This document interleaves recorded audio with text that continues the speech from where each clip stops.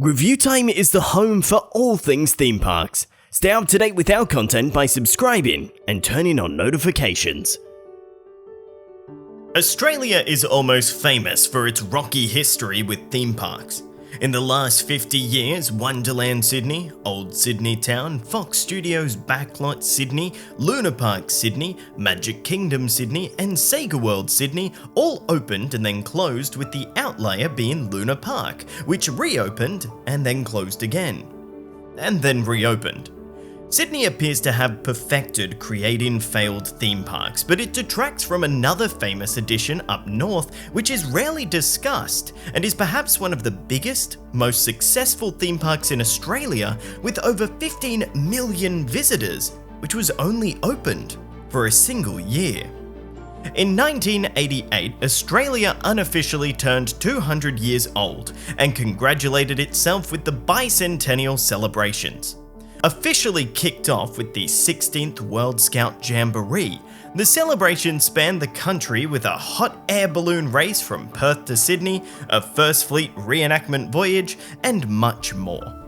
Whilst these events carried on around the country, many would pale in comparison to Australia's largest event for the celebration, World Expo 88. At a cost of 625 million Australian dollars, or just over $1 billion in today's money, the officially sanctioned exposition by the Bureau of International Expositions featured over 100 pavilions, many of those being from overseas countries and corporations, with the central theme of leisure in the age of technology. Hosted in the city of Brisbane, the capital of the state of Queensland, a lot was riding on this event, showcasing Queensland as an international tourism destination. And what better way to feature that than by building a brand new theme park right next door?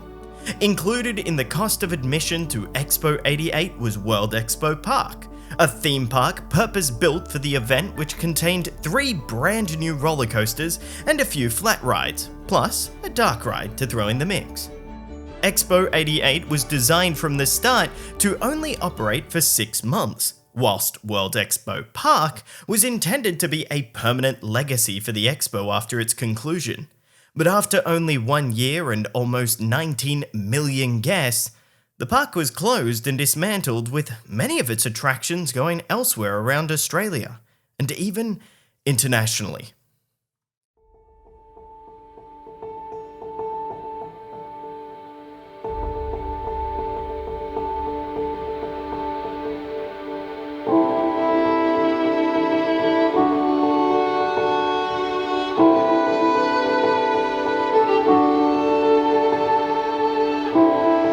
World Expo 88 was the brainchild of James McCormick, the architect who designed the Australian pavilions from Expo 67 to Expo 74.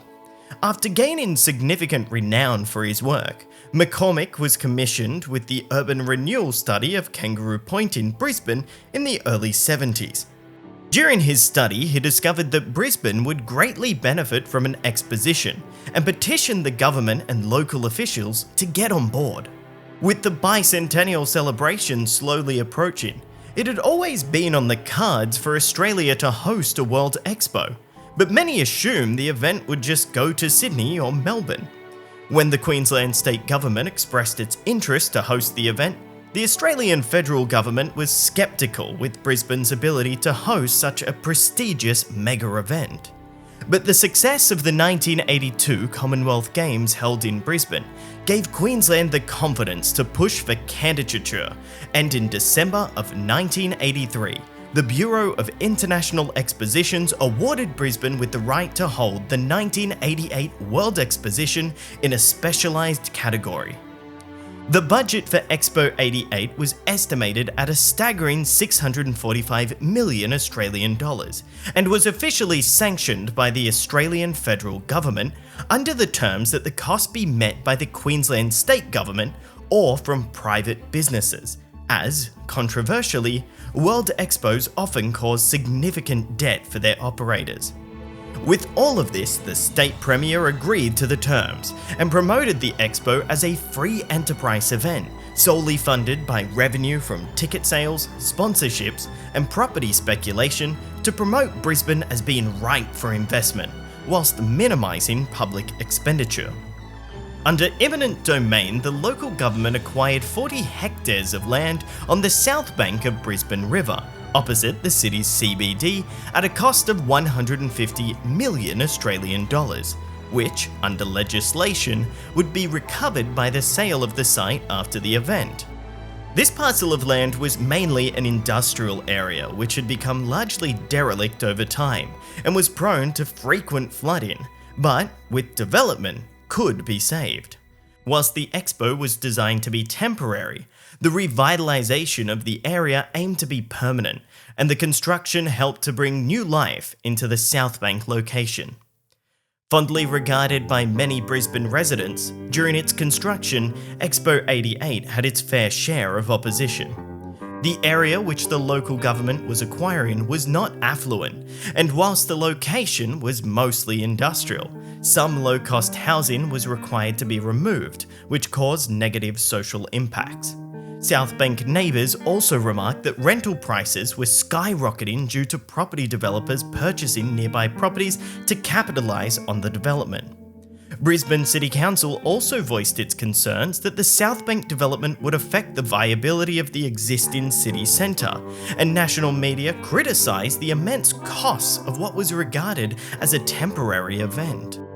Yet despite all of this, the organisers pushed through on the construction, and with careful planning met their deadlines within their budget, providing a solid foundation for a positive legacy.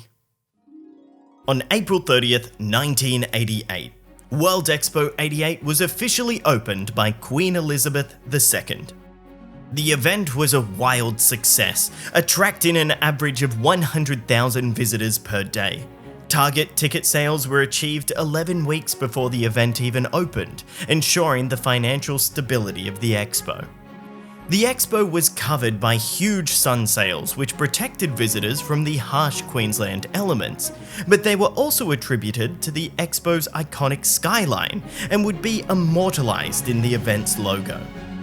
Expo Oz, designed by Disney's Imagineering division, was the official mascot for the event and was heavily featured in advertisements and merchandise.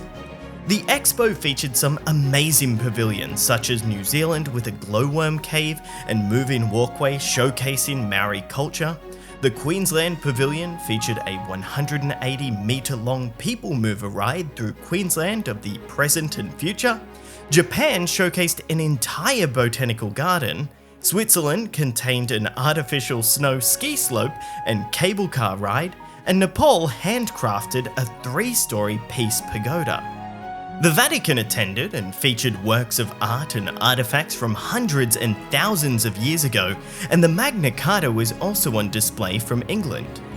There was also technology presented as part of the theme of leisure in the age of technology that by today's standard is rather dated, but with the sort of wacky creations you'd expect for a World Expo, like a robotic self-playing guitar. Though it was the first time that Australia had seen high-definition TV within the Japan Pavilion and text-based internet in the Swiss Pavilion. Italy also embraced technology by showcasing the home of tomorrow, with many futuristic additions designed to make life easier for everybody. Many corporations featured their own pavilions at the event, including IBM, Australia Post, and Cadbury Chocolate. NASA hosted outdoor exhibits with models of their space shuttle and Apollo missions, as well as Universal Studios showcasing props from cinema, such as the car from the TV series Knight Rider. To help visitors get around the Expo, a 2.3-kilometre monorail track with 3 trains was constructed at a cost of $12 million. Whilst practically the route was designed with 2 stations at either end of the Expo to get visitors around with ease, it also served to show off Brisbane by taking you on a scenic route beside Brisbane River and Pacific Lagoon with a short detour through the Queensland Pavilion. Tourists from around the world flocked to Brisbane for the event, but local residents were the main attendee group. Over 500,000 season passes were sold, and many treated the Expo as a recreational amenity instead of a special event.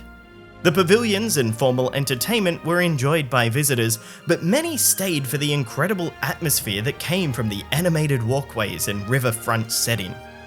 Brisbane had a reputation of being a quiet city before the Expo, but the recreational opportunities on offer gave locals a new lust for leisure, whilst also propelling the city onto the world stage ripe for investment. Entertainment was also a big focus at the event, featuring many local and international acts. 38 million Australian dollars was invested into creating custom-made acts showcasing different international and local cultures, with many of those being featured at the 10,000-seat spectacular open-air river stage. This was the primary viewing area setting for fireworks and a large-scale laser light display set to music, which ended each Expo day at 10 p.m.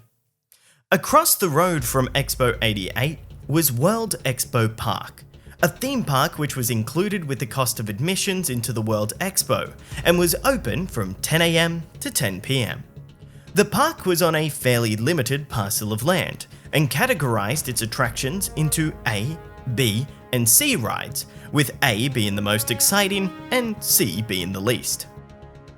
The A rides on offer were Supernova roller coaster, a 5-story indoor high-speed ride through an enclosed dark space, Centrifuge, a suspended swinging coaster that flings you around in tense twists and turns, Alien Encounters, a dark ride touted as being a terrifying voyage through an alien world, and Titan, a boomerang shuttle-style roller coaster from Vekoma with multiple inversions. The B ride additions were fairly standard flat rides for the time, with C rides being almost exclusively for children. The amusement park cost around 25 million Australian dollars, and it saw decent attendance through the Expo, but it appears that the lack of theming, limited greenery, and distance from the waterfront made it a less desirable place to visit than the atmosphere of Expo 88. The final day of the Expo saw its largest attendance at 184,000 people. The closing ceremony was celebrated on the river stage with a concert that showcased all of the Expo's singers and dancers. The concert concluded with the Seekers performing their famous song, "The Carnival Is Over," in what has become an Australian tradition. Ladies and gentlemen, the Seekers, put your hands together for them. What a fantastic recognition.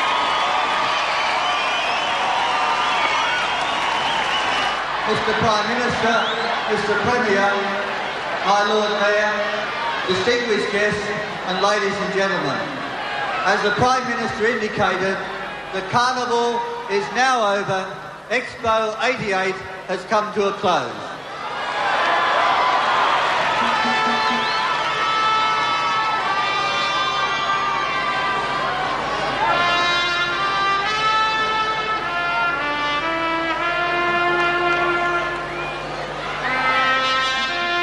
A massive fireworks display soon followed, the longest that Australia has ever seen at the time. Whilst in Brisbane River, an icon of the World 88 Sun Sails logo was intentionally set alight to wish the event goodbye.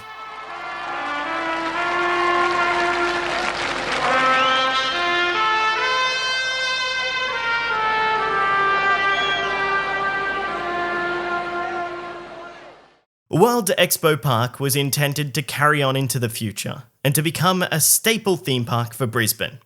But after poor attendance, the park was closed just a year after opening, with many of its attractions being sold off and the land becoming the site for the Brisbane Convention and Entertainment Centre.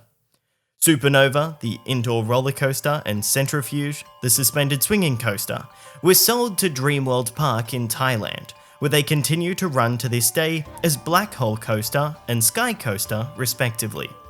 Many of the park's flat rides such as Spider, Moon Ranger and UFO were sold off and are now operated at Luna Park Sydney, with the exception of UFO, which was dismantled in 2017. The Titan has seemingly travelled the world, first being relocated to Wonderland Sydney as the Demon, before heading to Alabama Adventure as the Zoomerang, and finally settling down at Wonderla in India as a Recoil. The monorail no longer exists at Southbank. The route was deconstructed, with one of the trains and some track pieces being relocated to the existing SeaWorld monorail system at SeaWorld on the Gold Coast. The other trains were bought back by the manufacturer and are now operating at Europa Park in Germany since 1995.